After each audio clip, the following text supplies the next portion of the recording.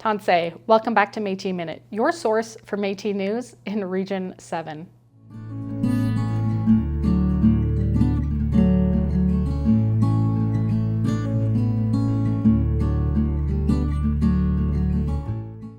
Welcome back to Métis Minute. I am your host, Samantha Loney, and I am here with the long-awaited footage of the Kooshkopayiw Métis Arts Council exhibit at the 31st Annual General Assembly.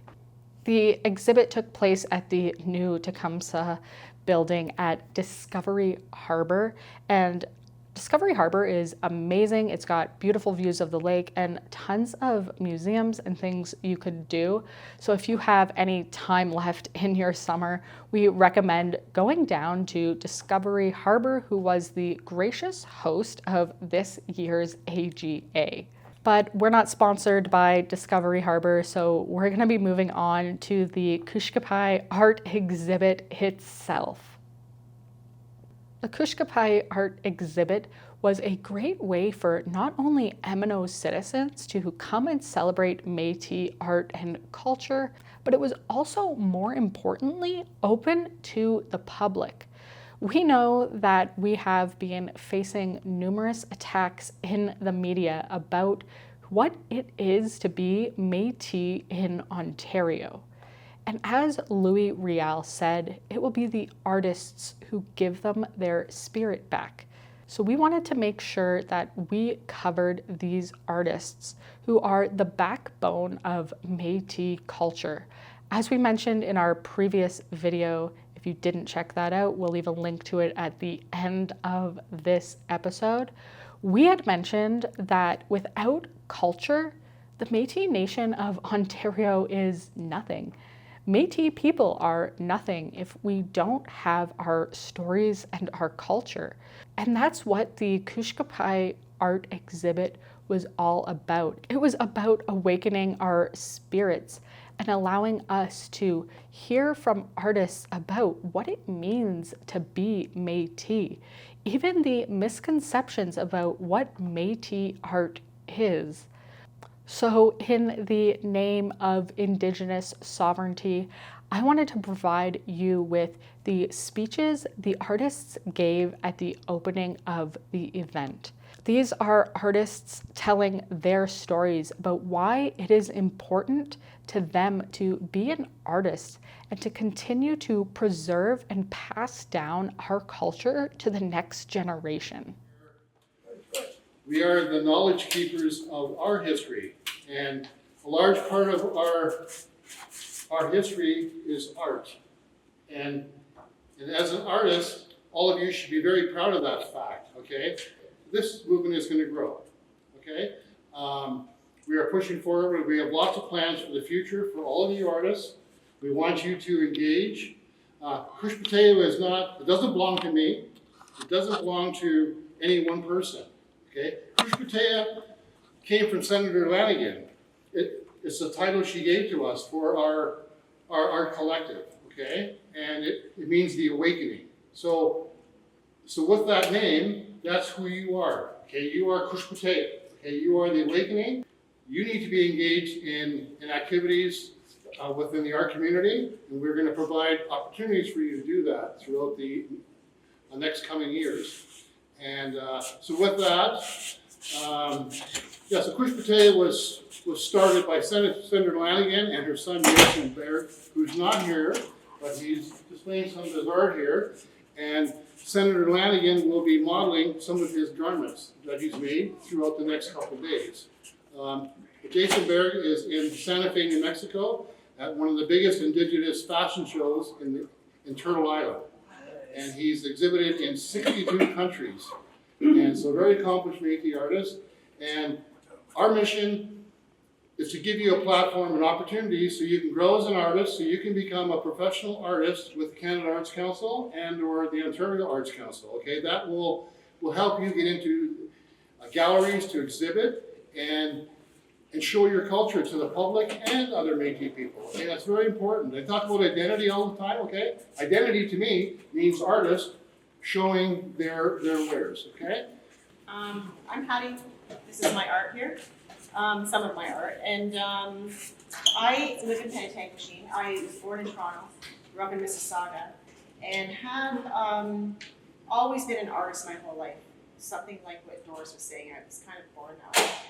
So I think I started doing Indigenous art mostly in high school when I was taking art classes in high school, like art class.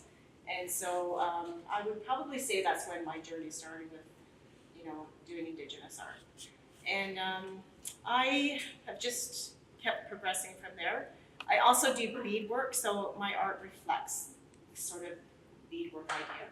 And with the pointillism. And I love line and color. And I love Georgian Bay. And so it kind of reflects all my loves in one. So my faith journey and my artistic journey sort of melded together in my heritage. So that's me. And I hope you enjoyed this show. And I appreciate all of your art. You guys are all amazing. And I'm hoping that our collective can just grow stronger and bigger, and we can just, show the world everything we have to offer. Okay, thank you.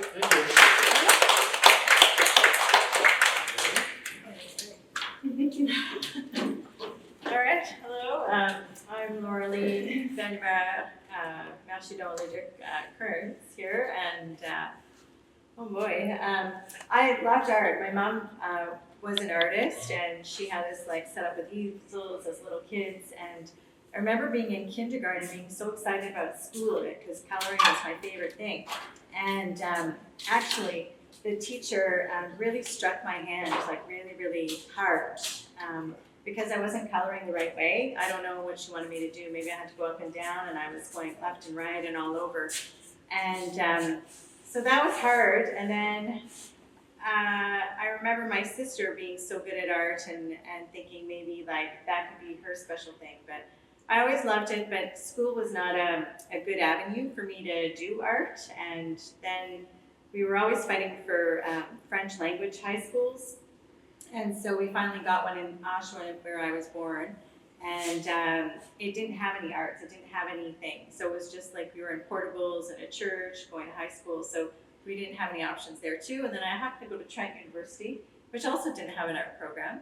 But when I went to Europe, I had a lot of time. I lived there, I was teaching there and traveling, and I met a sculptor actually, a Broadfoot, and I was only reminded of this because of George's bust. But yeah, I got into sculpture, and I really thought, yes, I can be an artist. And I came back and I applied to Concordia's art school, York University's art school, and I got in, but I also got into the Bachelor of Education program at U of T and the PhD program at U of T for philosophy. And I'm the oldest of 5 kids, and my dad was, both my parents are very working class, and they were both like, oh my God, we have 5 kids, they're all underemployed. So I did the responsible thing, and I went to teacher's college, and so I thought I would be able to balance art and work, and I tried to go to OCAD a few times and wasn't able to balance work and studying. So anyway, I put that dream on hold for a long time, and fast forward, it's today, and I have a full career, and I'm a full professor, and I thought, well, what do I really want to do now? And I really want to do art. So I really am so grateful for being here, because I feel like I'm beginning this art journey, or re-beginning this art journey, and I'm just loving it so much, and I'm still developing and growing. But my passion right now is just the natural world, and Georgian Bay is deep, deep, deep in my soul. It's where all my grandparents are, and 6 generations, I think, being here and being near the water. So I'm so grateful for that. So definitely the water influences me, Georgian Bay, and we've got a beautiful art exhibit at the museum actually, and 2 years ago we did one from Drummond Island. So again, just connections around storing Metis that way. And also just kind of a bit of whimsy. So in our family too, we have fish, so sometimes I do fish series, and right now I'm into cows, so that farming heritage as well. So just a real Métis mix. So anyway, very grateful to be here, and that's how I'm here today. Thanks. I'd like to present history, Indigenous history, and fur trade history, and connections in nature. I'm a shamanic journeyist, so I'm a journeyer. So a lot of that spirituality shows up in my work, and I often walk with one hand and one foot in the spirit world, and sometimes it's hard to get grounded. I think that's all I want to say. Thank you.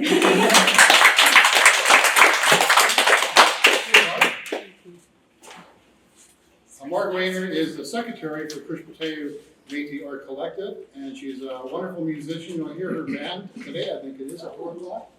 No, we did just yesterday. Oh, yesterday, okay. And she's a local artist and a friend of mine, and spoke yours. Well, I'm honored to be here as well. I feel like this is a brand new community, you know, and each person brings so much, and as I get to know different people, I appreciate it more and more. My creative side, I was a musician sort of from childhood and got early recognition for that. So all through elementary school, you know, I was known as a singer. Going into high school, I took vocal and piano and was known as a singer. And I realized at some point that that could be a career. And I also realized that the comments after a concert, you know, people would compliment you on what you'd done, but only me and my music teacher knew how I really did. I came much later to art. I had a whole career in elementary teaching. And it was only really after I retired, went and took some watercolor lessons and some drawing lessons and realized I could do a bit. The beadwork that I do was much later, like about maybe 15 years or so ago I started that. And when I went back to do a master's program at York, I enjoyed it so much. And I'd drive home to, you know, a couple-hour drive at night, and I couldn't sleep. Or I'd wake up at 3 and be thinking, whoa, I just thought of something else. I couldn't turn it off. So the little bitty things I'd been beading before didn't help, but what helped was a bigger project. And so that got me into sort of pictures that people would come into the house and look across the room and think it was a painting. So I wanted to share something else, not about myself, but that you might appreciate, and that's about Louis Riel. Do you recall about 7 years ago, there was an article in the Voyageur about the accordion of Louis Riel? Anybody? No kidding. No kidding. When Basil Lafreniere, I'm in a band with him, and he happens to be a Lutheran. He studied in Germany for a couple of years, so he's got that background. He's also from the hotbed of music at Thunder Beach, where his grandfathers played accordion and fiddle. So he is an expert in accordions. And when we saw that article in the Voyageur, it was like a crack of thunder and lightning. He called, the story is that in the Voyageur there was an official viewing of the Louis Riel accordion. It's held at the museum in Peterborough. The story is that after the Battle at Batoche, the accordion was taken by a British soldier who happened to be from Peterborough. And it was held by him for 5 or 10 years. And it was in Vancouver. And I'm not sure the exact date, I think about 1885, no, can't be 85, 88 or so. A few years after the Battle of Metis. The accordion was presented to the museum at Peterborough, I think because he had a connection back there. He gave it to them because it was starting to get damaged, being in his home, and little buttons and things started to disappear. So he felt that to protect it. At the time it was donated, it was well publicized. The museum has copies of newspaper articles of the time talking about the accordion, where it came from, how it was presented, who presented it. It's the provenance is superb. The accordion has, in 2 places, the signature of Riel, his initials. And it's after he took, the middle name was David, so it's LDR. LDR, in 2 places carved into the wood of the accordion. So it's got very good provenance, that it is authentic. So my distant cousin Basil, we're descended from the line of German Islanders. He called the museum, made an appointment, asked if he could go see it as an accordion expert and help them to identify its history and its makeup and all that. So we went to Peterborough, and the accordion is not on display. It's in their protected, climate-controlled storage archives. So they brought it out for us. So he was able to hold it, look at it carefully. I took lots of pictures. And we thought this is so important for the development of the whole artistic side, this awakening, that we dove into some research on it. Both of us. He could go at it from the technical, the musical instrument point of view and identify where it came from. And it was produced in Mexico. He could tell you what type of accordion. Well then, being an expert, he could tell you what kind of music Louis Riel played. Right?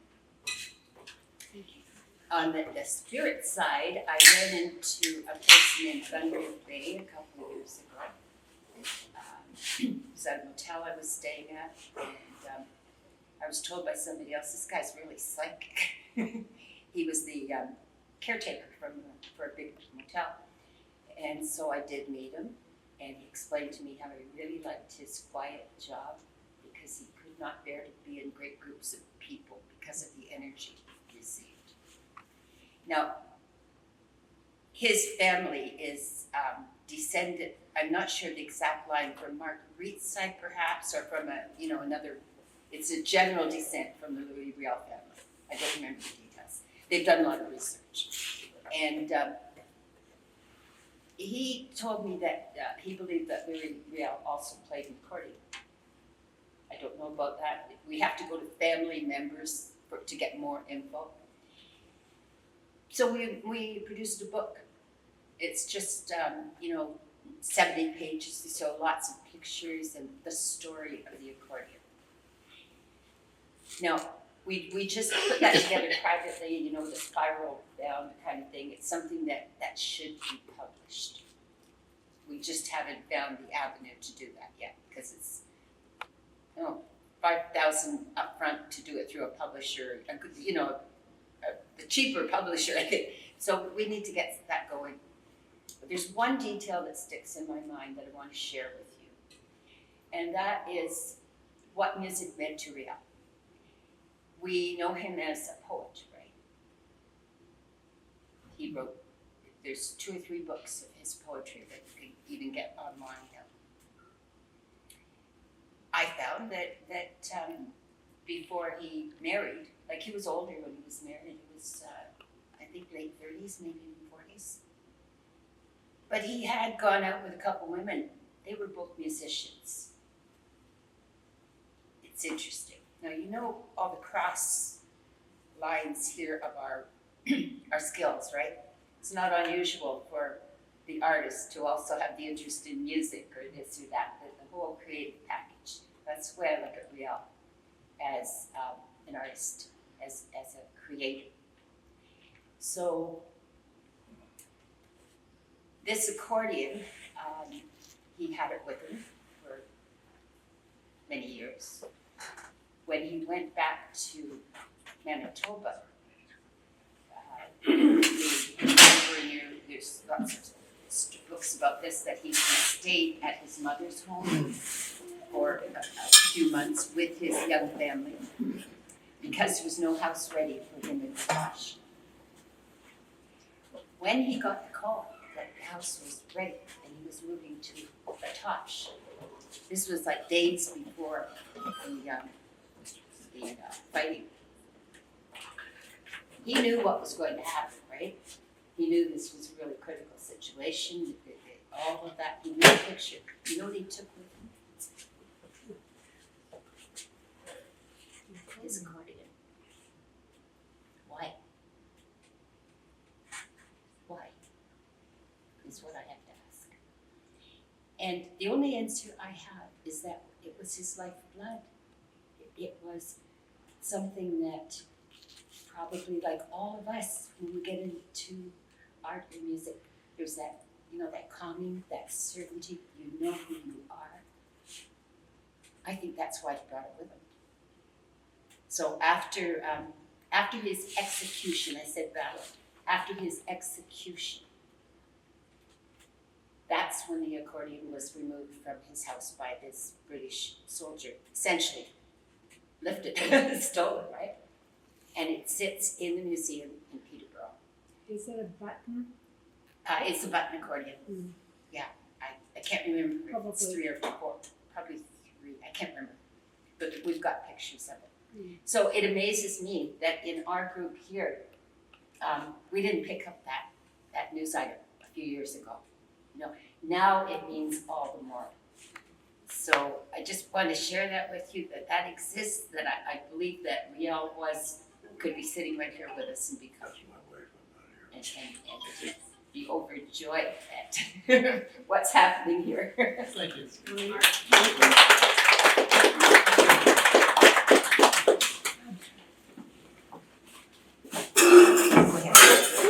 Go ahead, it's okay, it's not capital.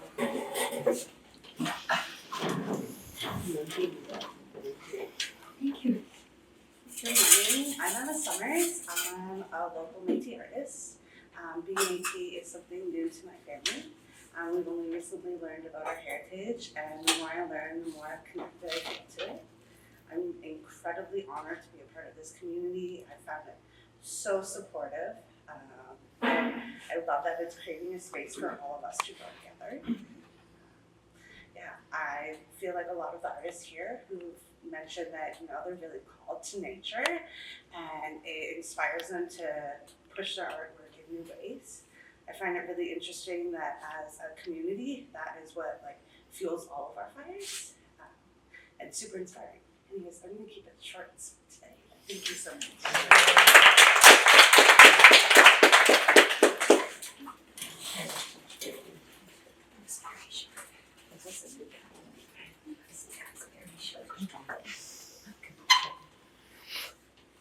Hello, my name is Chloe Muscat.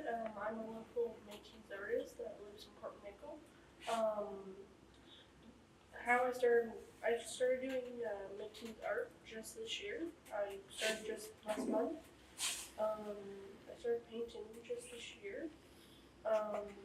Me and my aunt just started painting just in January because I just love my art, but I never actually tried painting before. It was always on paper with pencil.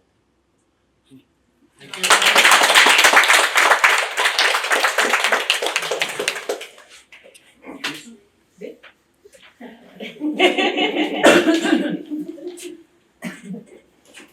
Break a leg.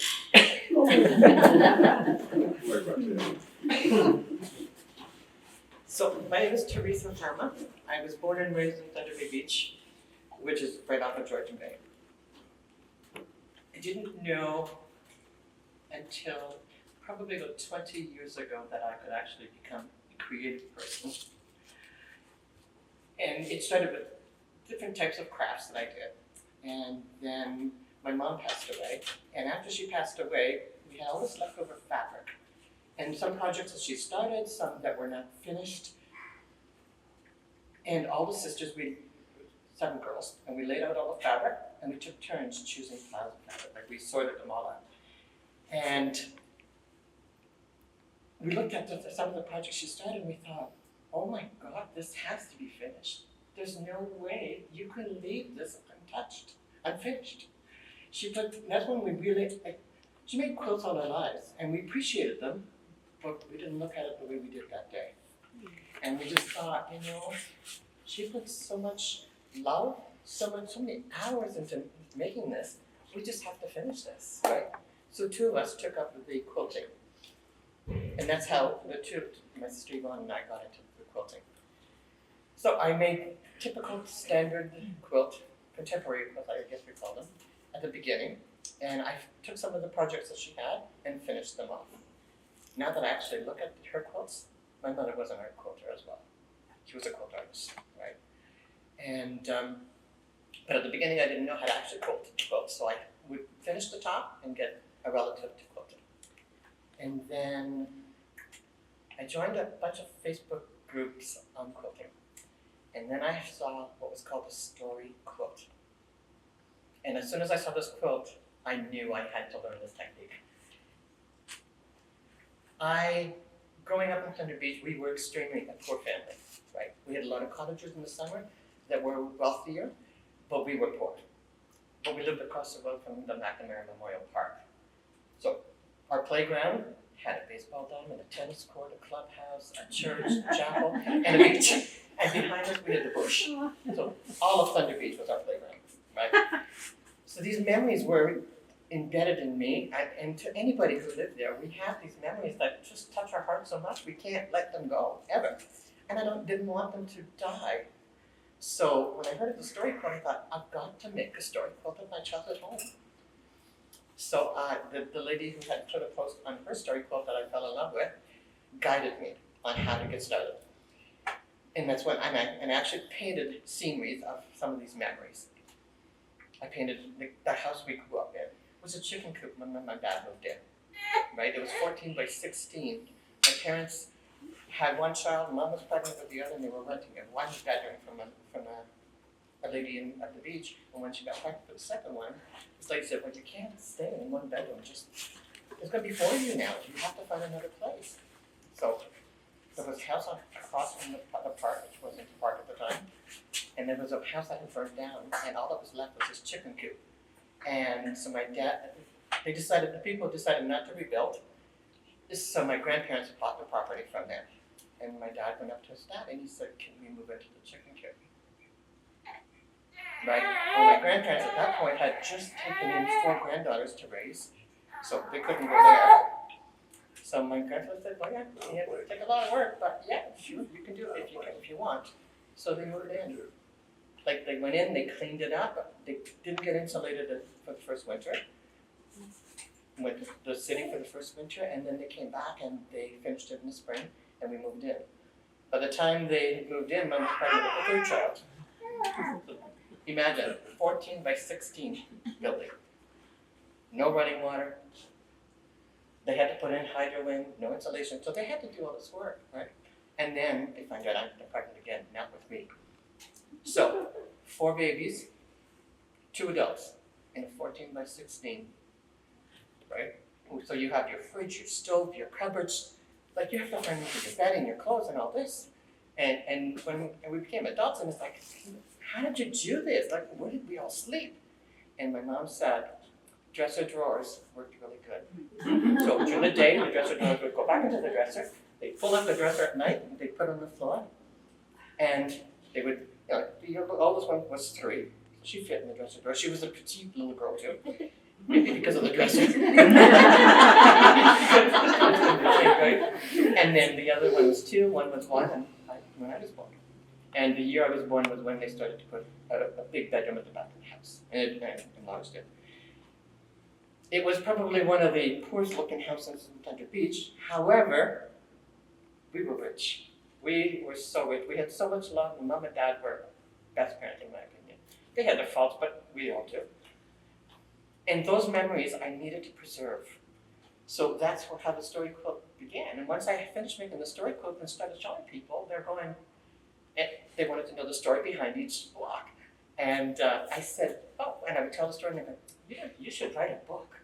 You should write a book. So finally one morning I said to my husband, I think I should write a book. He said, give it a try. Go ahead. So I did.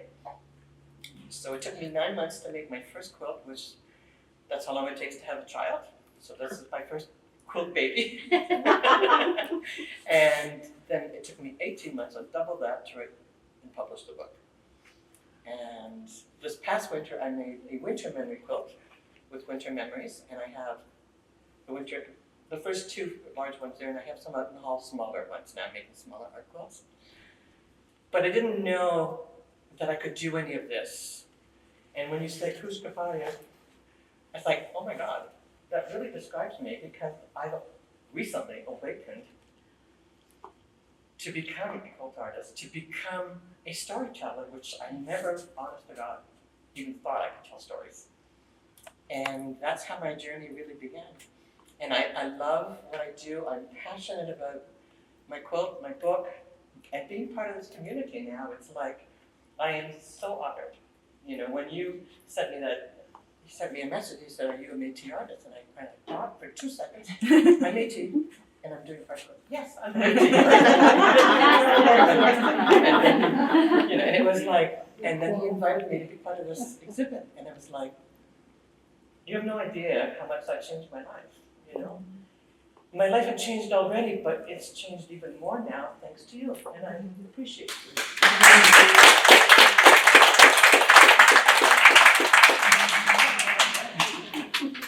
And with that, I'd like to say, every time I hear these stories, my heart melts as well.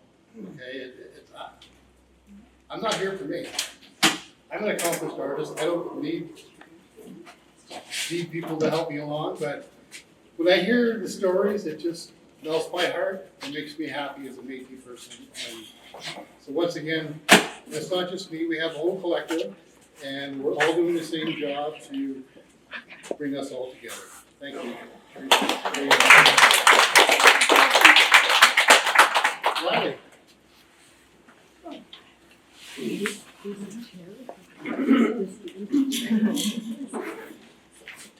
Hi.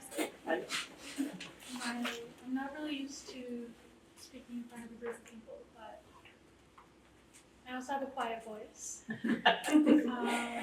I'm from Muskoka, Ontario, and Britt, Ontario. I met Joe in about January this year, and I think around February, March, he taught me how to bead. I've been greatly enjoying the process, learning how to bead. And then Patty, she allowed me to be the hat that she drew on, and You did a beautiful job. It is fabulous. You should show them their hat. Go get it. Show your. Go get it. It's beautiful. Rock on.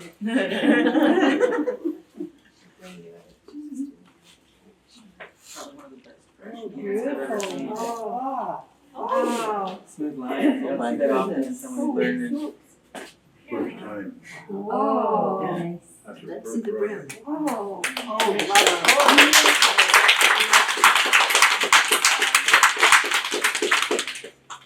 yes, I wanted to talk a little bit about this hat though. When I was beading it, I realized there's like a lot more behind it than it just being a hat. There's many stories, like the beautiful beads in the front and then the kind of stitching in the back. I also kind of wondered a lot about like what Patty's mind was like how she saw the world, because you can see the flower and the stars and the sun, and I think these might be planets. I don't know, but I really enjoyed the process of making this hat, and I'm really honored to just be here and speaking in front of everybody, meeting everybody, and creating connections as well. Yeah. And I just really want to say thank you.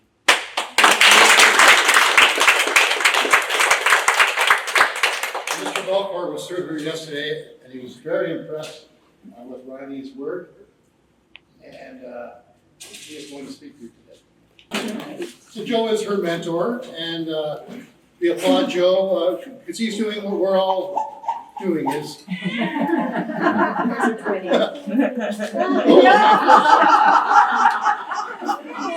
anyhow, Joe is a mentor to Riley, and he is what Kooshkopayiw means. Okay, mentoring other artists and helping them with their self-confidence and development. So with that, Joe, I can sit down.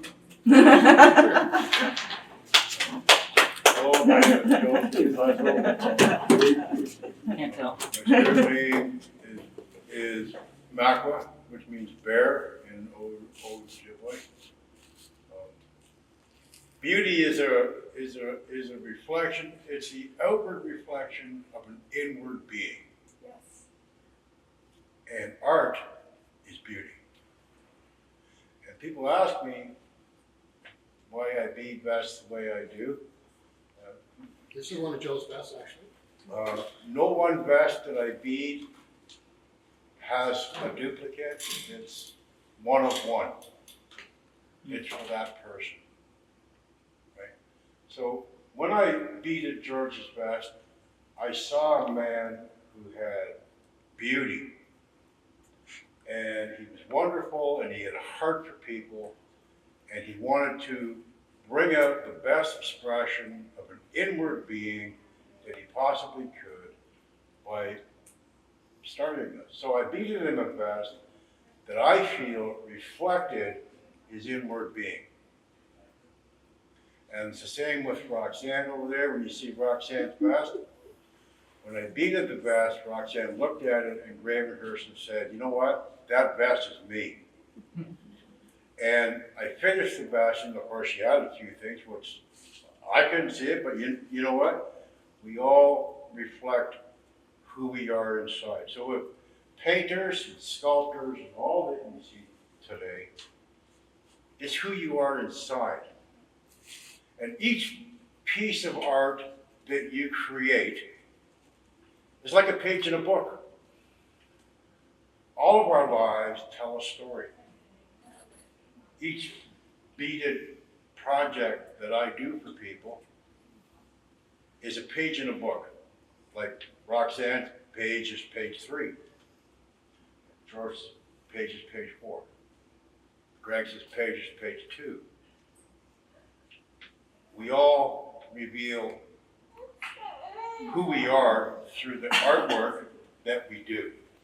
Riley, I was sitting down one day and I saw Riley, and Riley used to work at the Moon River Metis Council, and when they got suspended, Riley lost her job. Riley's a single mother, cute little girl, and she's trying to make ends meet. You know what? My heart went out to her because I looked into Riley and I saw something that was beautiful, that was begging to be released, but she didn't know how to do it. So I taught her beading. And who knows? Maybe it'll even help her out financially. I hope it does. Because single mother needs help. Sorry, Riley. Drove from Brick today, or yesterday, borrowed money for gas to put in her car, to drive here, came here without a penny in her pocket, to display her very first bead project proudly as a Metis citizen.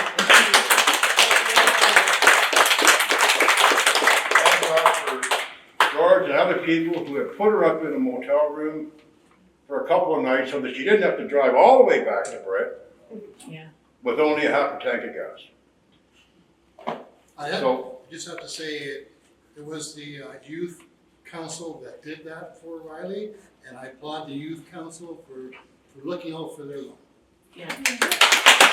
So my intention, and I encourage every Metis artist here today, if you're not paying it forward by taking on somebody that you can invest your art in, because let's face it, people, we're not going to be here forever. That's right. Somebody's going to have to pick up our gauntlet and carry it a little further. Riley is my choice to take my beadwork and my beading methods, which, by the way, I was told by a Metis elder, on the Ojibwe over, the Rama First Nations, this beadwork is called Tears of the Forsaken. And according to her, it's a beadwork that hasn't been seen in about 200 years. Wow. Interesting. So please find somebody, a friend, close family member, cousin, I don't care who you pick. But I can tell you this, if your artist ability dies with you,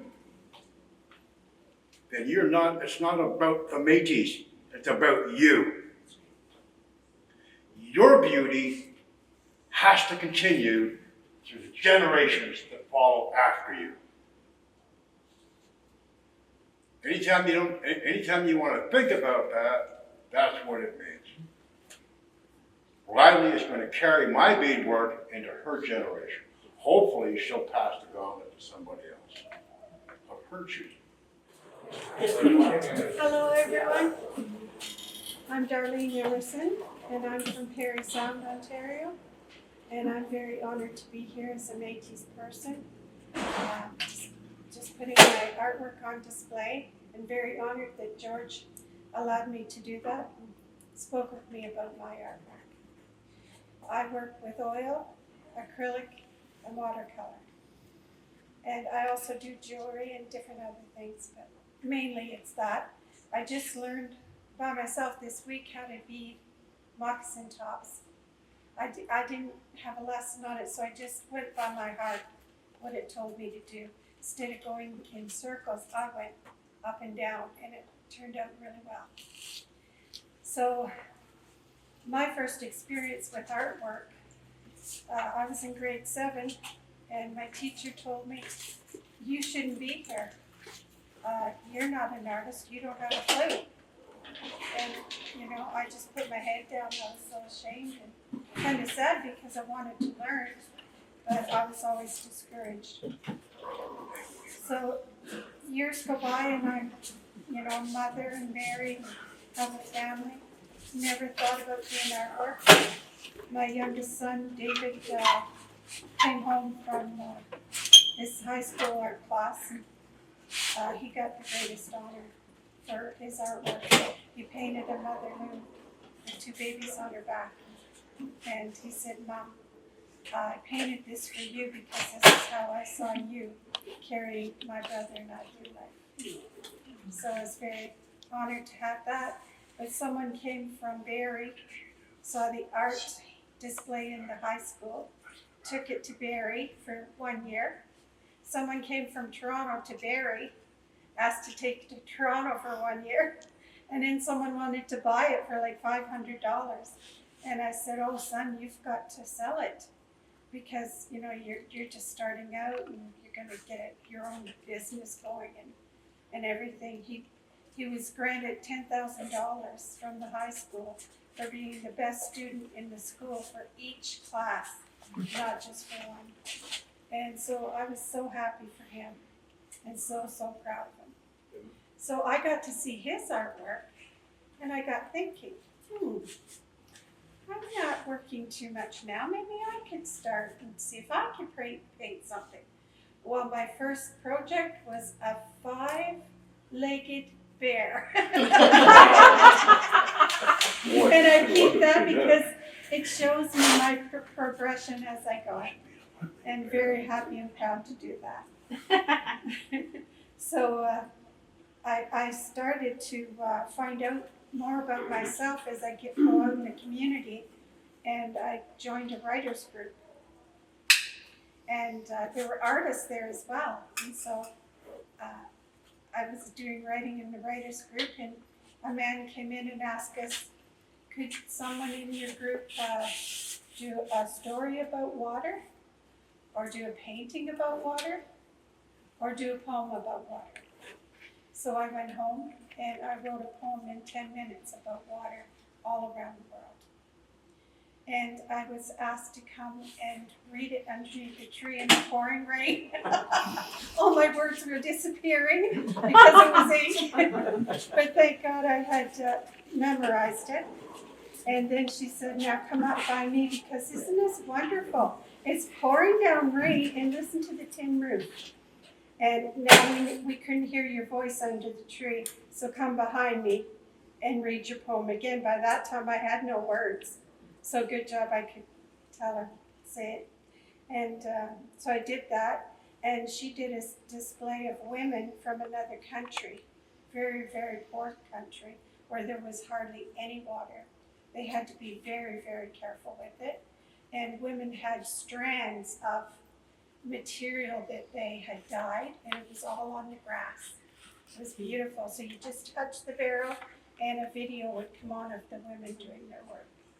So she said she was going to do a documentary about water all around the world, and she asked if I would sign a paper so she could put me in the video reading my poem that George asked me to come and read to sometime this weekend, and it's called Our Water.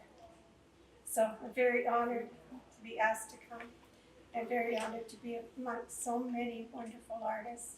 I just love you all, and thank you so much for having me.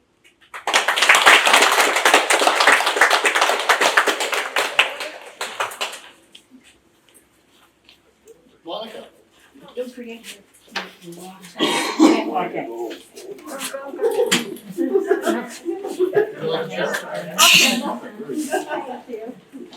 Hello. I'm Monica, and I'm a visual artist and public art advocate. I really do believe in the power of art to unite communities, and I think public art is a great way, even accessible art. So we all know a lot of galleries and museums kind of seem stuffy, and a lot of people don't want to go in and check it out. But so I'm glad there's events like this that are more open to the public and our community, and we can showcase our work and tell our stories. My work's at the very end there, so I like to focus on the continuous line. It's like all one line, so each image is drawn with one line, and it represents the universal connection we all share. I like to focus on a lot of like nature elements and Mother Earth, and like Emma had said too, like I know of my Métis heritage, and I knew I was Métis, but reconnecting with that is something that's new for me. And if you've all met my sister Samantha, who does the podcast and recording, I've been learning a lot more through her and her research of our family and our lineage and where we come from. And I was just grateful to be asked to be a part of this, and because I am, again, like, I'm Métis, so my art is Métis, but it's not necessarily, I never considered it, like Teresa had said, Métis art, but it is Métis art because I am Métis. And so just being a part of this as well, and again, learning more of my heritage and how I can incorporate more of where I come from and my culture into my work is really, really exciting, and I'm inspired by all of you, and I'm glad I'm a part of the collective now and get to help showcase some more work and hopefully do a little bit more public art, so murals and stuff like that, so then we can also, show more Métis art on a larger scale as well. So, Nova. She's 4 months old. This is her first AGA. And my daughter, Spain and Sophie, are also artists. They have a table back there. And I've always painted. Growing up, I've done some kids' murals and stuff like that. But you get busy with work, and we started a business and stuff, so that kind of took a back burner. But then having the kids grow up and really be totally focused, and I just love doing art with my kids because there's no end to it. They just get started and they mix all different kinds of mediums, and then they're felting and they got glue on it with sprinkles and sparkles and stuff. So there's never really like a defined, final image in mind, which sometimes as adults we can want it to kind of look a certain way and stuff like that. So I'm very inspired by them. And I just wanted to add a little bit of a story. So I'm a descendant of Rosette Laramé. She's featured just on the other side over there. So she was 13 when she left Drummond Island with her family. They came over in a flat bateau. They would have left early April and traveled the northern shores of Georgian Bay to come down. They were 8 children and 6 adults and 2 horses in that boat. And that boat was either rowed or sailed. So I live a lot on Georgian Bay, and April, May is still icy in some parts, and some treacherous water sometimes. So I couldn't even imagine the voyage. But she talks about how being that age, it was her responsibility to take care of the little ones. And even if we're just a couple hours out on the boat or canoe, it can be quite interesting with young kids. So I couldn't imagine that being your only place for a month. They did stop along the way and then settled here in Penetanguishene. Her parents were one of the first few couples to get married at Catagua. And also her family had like a farm allotment on concession 17. And our family carried part of that up until about 10 years ago. My great uncle passed and it was sold off. But I'm really proud to be here today because I'm a descendant of hers, and we always talk about 7 generations ahead. This is exactly what it looks like. So it's pretty cool. So yeah, that's all.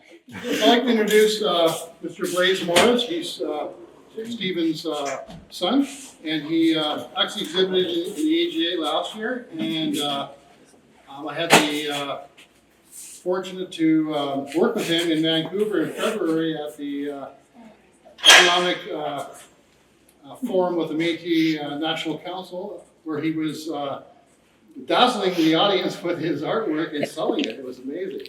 So with that, I'd like you to tell a little story about yourself and why you like art. Okay? Okay.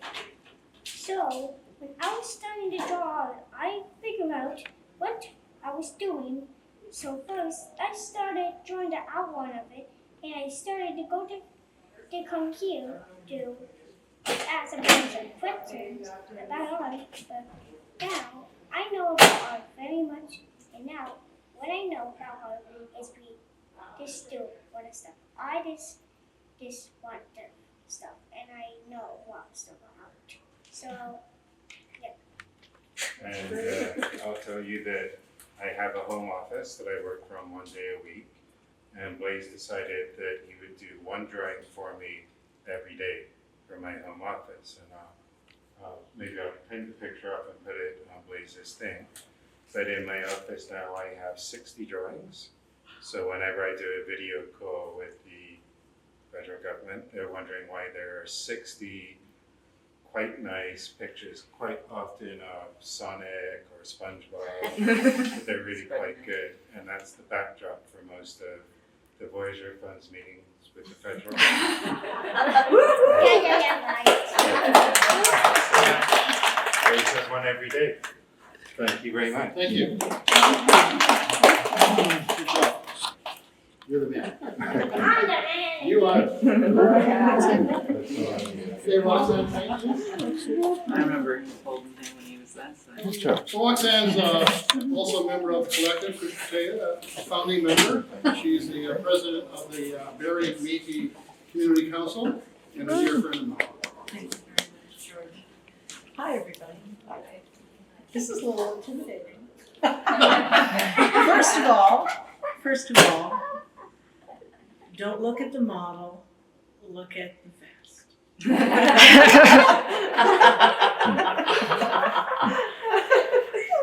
No body shaming here today. I want to thank Senator Lanigan for her kindness, her generosity, the gift she continues to give to us as a collective. We are deeply blessed to have you with us.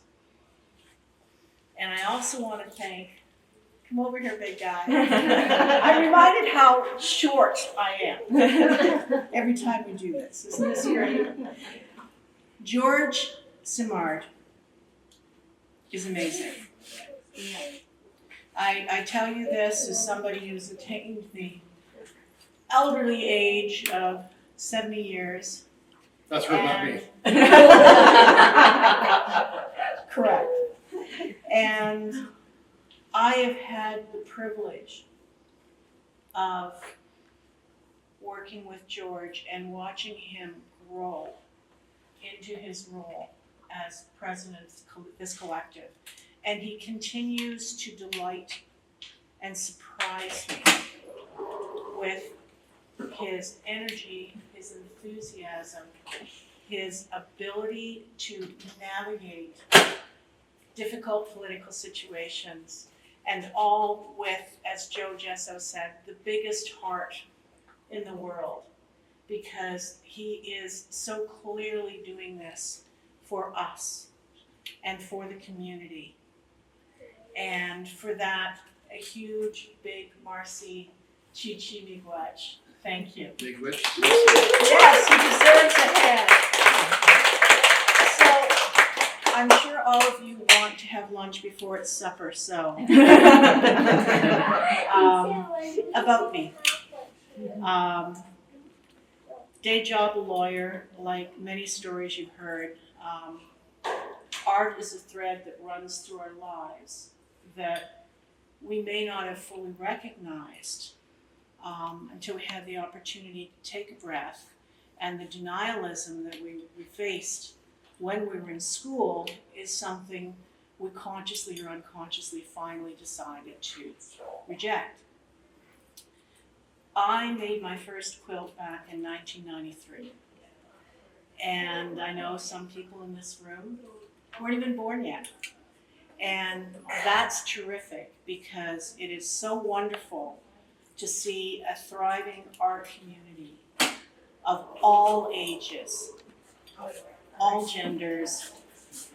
This is all persuasions. This is what we want and need. For the longest time, Therese will identify with this, I struggled with, but I'm making items of practical use.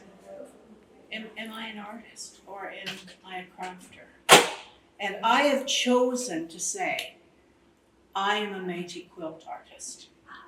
And I correct people when they tell me, oh, you're so crafty. Because if a potter can stand up and be in the National Gallery with something that is a practical item that you can eat off of or drink out of, then there is no shame and no harm in me saying that I am an artist regardless of the fact that the art that I create can be, if you want it to, be for practical use. One of my friends says, a quilt is a hug that never stops giving. One last thing, some of you have shared your heritage. I'm from Red River Valley. My family was enumerated in the Hudson's Bay censuses in the 1800s. My great-grandfather killed a cow and hosted the rebel forces before the Battle of Fish Creek. And in true Métis fashion, they partied through the nights and then they whipped the butts of the British the next morning. I had another uncle, Moïse Goulet, who once Riel was hanged, knew there was a target on his back. So he fled south, and because of his extraordinary rifling and horseback skills, became a part of the Wild Bill Hickok show, the Wild Wild West show. And there's actually a book about him, you can find it on the web, called Vanishing Spaces. And it's produced in affiliation with the Manitoba St. Boniface Society. So lastly, I'm going to share with you, why do I quilt? I quilt because I must. I quilt because my day isn't complete unless I'm in my room where I am creating something. I literally have a hard time when we travel to someplace wonderful because I start missing my creative space. I start longing for the fact that I'm not buried in thread and fabric and creation. And part of that, as Joe said, is bringing that gift forward. So I encourage all of you to take up Joe's challenge. I know that I've exhibited and I've done workshops down in my area at the Simcoe County Quilt Museum at the quilt show that's coming up in September. And that's part of passing this on, passing it forward, giving that gift forward, and letting younger people know, yes, I can. And hey, I'm good at it and I love it. Thank you, everybody. A couple artists that aren't here at the moment, they can speak later, but I'd like to introduce my dear friend, Chasey May Chambers. She's a Métis installation artist and a weaver. And she's in Toronto, in residence in the distillery area with lots of artists. And her beautiful work is in the corner here. And she's in several institutions across the country. Recently, the Governor General's Mansion, and all kinds of, I think, 152 galleries across the country. And so, and she's a hometown girl. She's a descendant of Drummond Island Métis. So, with that, I'll welcome Tracy May Chambers. So, thank you for the introduction. A couple things I'm going to correct. One Well, you're not my friend? Pain in the ass, right? So I live near the Distillery District, but I am the artist in residence starting in September for Harbourfront Centre. I'm working on a project about the opioid crisis in Canada, which is what we lost our son to 18 months ago on the 17th of August. So that's the new project that I'll be working on. At present, I'm the artist in residence for the City of Guelph, and I've been working on a community project with the City of Guelph for the last 4 months. Yeah, something like that, 3 months, I guess. And I finished that in October, which is great. So I like doing things that are community engaged and that are accessible, which is why I like windows and things. So lots of the places that I exhibit, luckily they'll let me use the windows so they can be seen from the outside and the inside, whether you're able to come into the gallery or the museum or whatever, or not.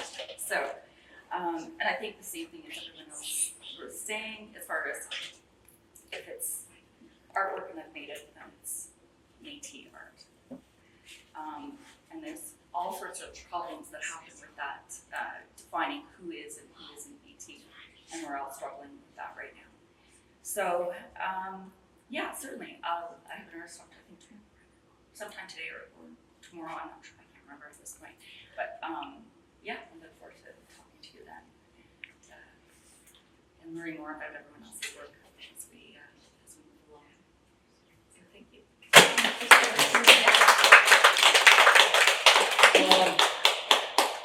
Actually, I'd like to introduce a guitar player here. He's a performing artist. Right.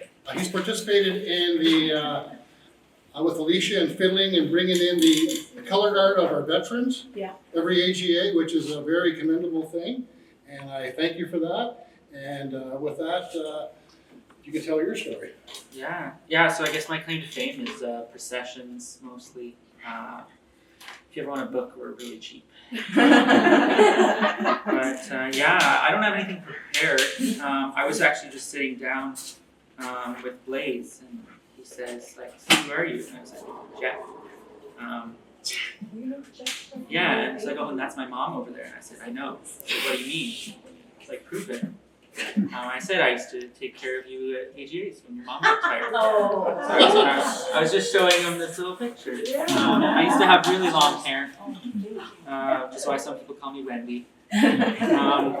But yeah, when I was talking to George, and he asked if I wanted to come play guitar, and to be honest, I was really tired this morning, so I did not participate in the procession, and didn't bring my guitar. So, but he said that there's always an active invitation for me to, because I don't really think of myself as an artist. I think maybe I have the soul of a philosopher. But I guess the only difference between an artist and a philosopher is that artists actually do something about it.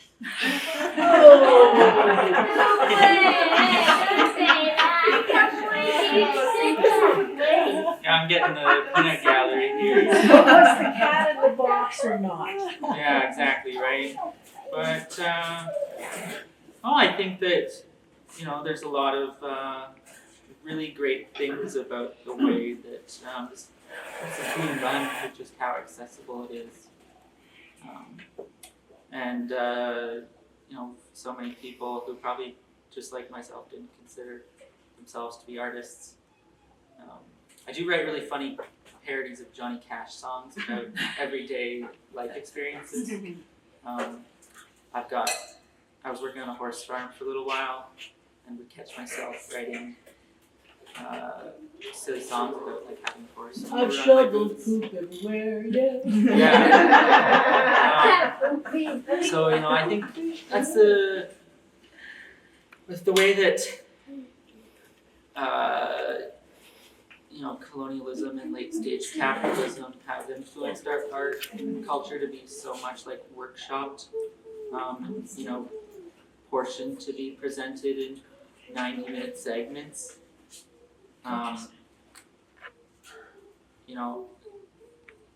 There's really everyone's an artist, because everyone's creative. And I always think about something that a lady from my church told me about. She was born in Africa.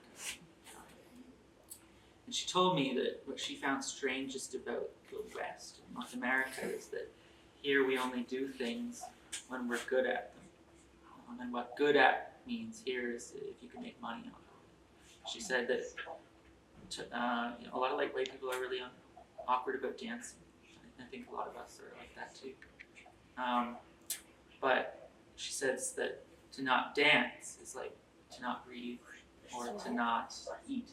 It's a thing that humans do, and there's nothing.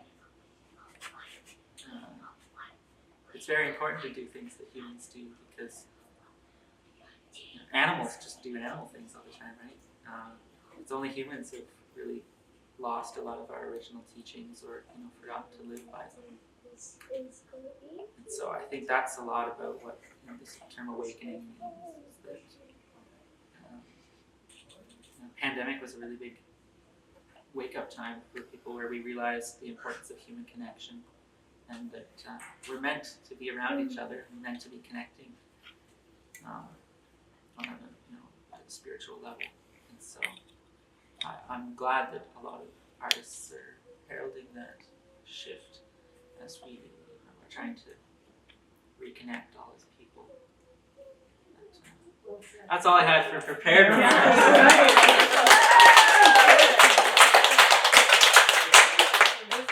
We were so grateful that George Simard allowed us to capture these stories from these artists at the AGA this year. As we heard from Marge earlier, Louis Riel took his accordion with him, even in those trying times, because he knew the power of art. Métis people are often referred to as the forgotten people, and if we want to awaken our people to Métis culture, we need to give more platforms and opportunities to our artists so that they can share our culture with the world. Because again, what are we without our culture?